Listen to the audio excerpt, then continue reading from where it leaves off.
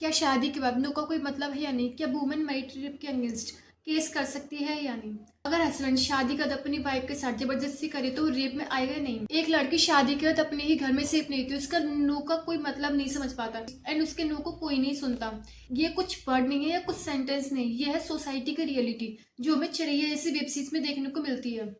Hello दोस्तों, इस video में बात करेंगे मैरिड रेप के अगेंस्ट इंडिया में लॉ है या नहीं, एंड चिड़िया वेब सीरीज जो आजकल काफी सुर्खियों में है उसमें क्या है एंड उसमें क्या इश्यू अराइज किया गया है जो कि लॉ से रिलेटेड काफी इंपॉर्टेंट हो जाता है। इंडिया में आज भी मैरिड रेप को क्राइम नहीं माना जाता एंड इसके अगेंस्ट कोई भी हम केस नहीं कर सकते। इस वीडियो में चिड़िया वेब सीरीज की कोई भी कहानी या उसकी कोई स्टोरी नहीं बताएंगे।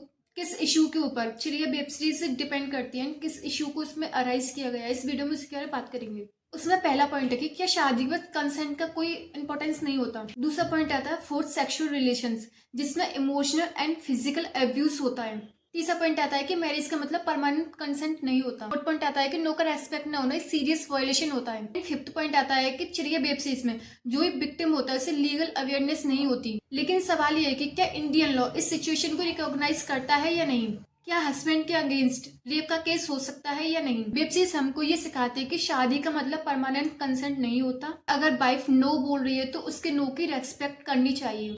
अब बात करते हैं कि इंडियन लॉ में मैरिटल रेप के ऊपर क्या कंडीशन है एंड इसका कोई लॉ है या नहीं। 2024 में न्यू क्रिमिनल लॉज में मैरिटल रेप की कोई डेफिनेशन नहीं दी गई है, इसको एक्सेप्शन में डाल दिया गया है। लेकिन एक शॉकिंग पॉइंट है कि अगर वाइफ 18 ईयर से कम है तो हस्बैंड के ऊपर रेप का केस लगेगा।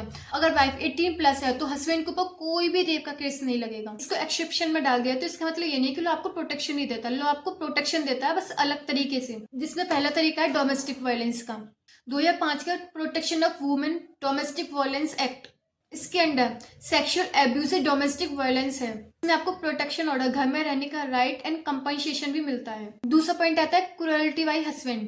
क्रूरल्टी बाई हस्बैंड बीएनएस के सेक्शन 85 के अंडर आता है, जिसमें फोर्थ सेक्स को मेंटल और फिजिकल क्रूरल्टी के बराबर माना गया है। तीसरा पॉइंट आता है फिजिकल वायलेंस। अगर मारपीट या इंजरी हो तो हर्ट या असॉल्ट के सेक्शन लग सकते हैं, मतलब रेप नहीं, लेकिन लीगल एक्शन डेफिनेटली पॉसिबल है।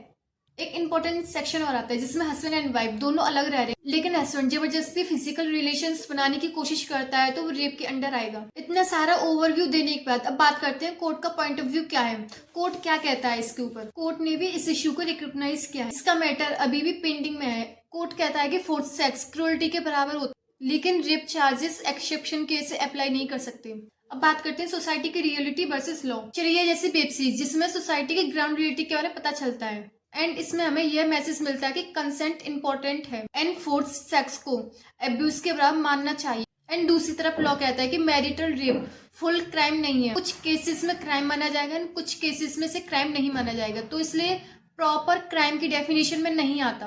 एंड इस वीडियो में ये तो बात साफ होती है कि सोसाइटी एंड लॉ इसके बीच में अभी काफी गैप है एंड इस गैप को मिटाने के लोगों में अवेयरनेस की जरूरत है। जब तक लॉ एंड सोसाइटी दोनों इस बात को एक्सेप्ट नहीं करते तब तक जस्टिस अधूरा रहेगा। इस टॉपिक पर आपकी क्या राय है कमेंट में जरूर बताइए एंड वीडियो अच्छी लगी हो तो वीडियो को लाइक कीजिए, चैनल को सब्सक्राइब कीजिए। मिलती है नेक्स्ट वीडियो में। जय हिंद।